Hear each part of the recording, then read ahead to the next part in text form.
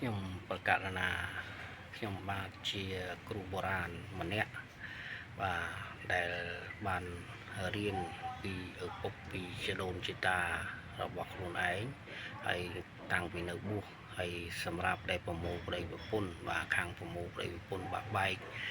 បាទបាក់បែកចែកផ្លូវគ្នាមិនត្រូវរើគ្នាឬជាអ្នកចិត្តការឲ្យរត់ចោលរោងការអីចឹងណាហើយការបាក់បែកឲ្យចង់ប្រមូលឲ្យជួបជុំអញ្ចឹងលោកតានេះហើយជាគ្រូបុរាណសម្រាប់ប្រមូលប្តីប្រពន្ធបាក់បែកឲ្យជួបជុំគ្នាបាទហើយបើកូនមួយស្រីប្រុសទាំងអស់ដែលមានការបាក់បែកចង់ឲ្យជួបជុំគ្នាសូមមកកន្លែងលោកតាបាទមកកន្លែងលោកតាមកនឹងឲ្យលោកតាប្រមូលឲ្យបានបាទមើលអ្នកខ្លះសំប្រកបនៅក្នុង3ថ្ងៃបានជួបជុំគ្នាអ្នកខ្លះទៀតរៀងយឺតរហូតទៅដល់8ថ្ងៃឬជា10ថ្ងៃអីចឹងទៅបានជួបជុំណាបាទហើយលេខទូរស័ព្ទរបស់លោកតាហ្នឹង086492 475មួយខ្សែទៀត097 43 92 757បាទតាក់ទងតាមលេខទាំងពីរខ្សែនេះមកបើមានការបាក់បែកបាទស្រីបាក់បែកចេញពីប្រុសឬជាប្រុសបាក់បែកចេញពីស្រីក៏ប្រមូលបានជួបជុំគ្នាវិញបាទហើយឬជាយើងចង់ប្របែកអ្នកណាក៏បានដែរហ្នឹងហើយបាទរូបតាជាគ្រូបុរាណហួសការថតនេះសូមខន្តីអភ័យទោសមិនមែនជាការអួតអាងពីបញ្ហាគ្រូអីទេសូមខន្តីអភ័យទោសផងបងប្អូនកូនមួយហ្នឹងហើយនឹងគ្រូទាំងឡាយបាទដែលគាត់បានមើលឃើញបាទហើយ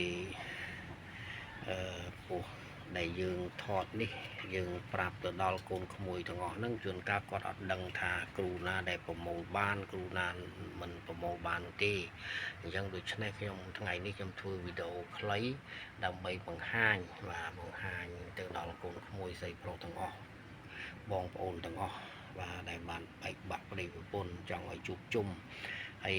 លោកតាក៏ជាអ្នកដេញពលាកា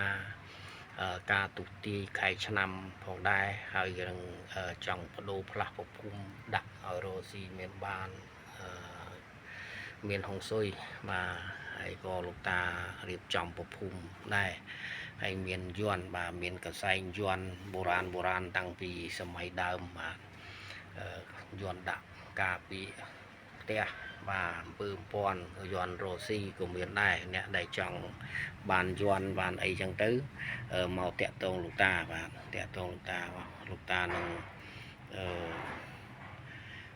មានយ័ន្តទាំងអស់នេះបាទយ័ន្តសារកាបាទយ័ន្តស្នេហ៍មុខបាទចូលចិត្តអាណិតស្រឡាញ់បាទមានទាំងអស់មកចប់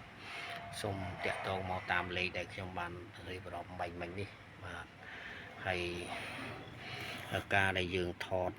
បង្ហាញនេះមិនមែនអួតអាងទេហើយនេះជាការយើង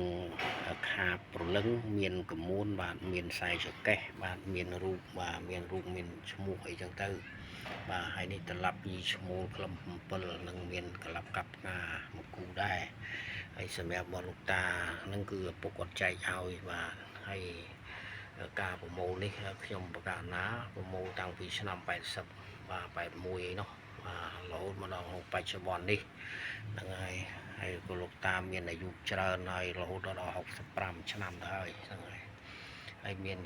ចៅស្រីណាដែលមានបែកបាក់ស្នេហាគេហៅថាសង្សារនោះនឹងអាចប្រមូលបានដែរបាទសូមអញ្ជើញតាក់ទងមក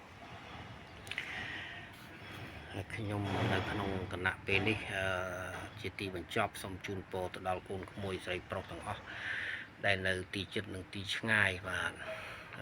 ដែលមានការបែកបាក់នោះគឺមករកលោកតាហើយក៏សូមឲ្យបានសុខបានចម្រើនទាំងអស់គ្នាបាទសូមអរគុណ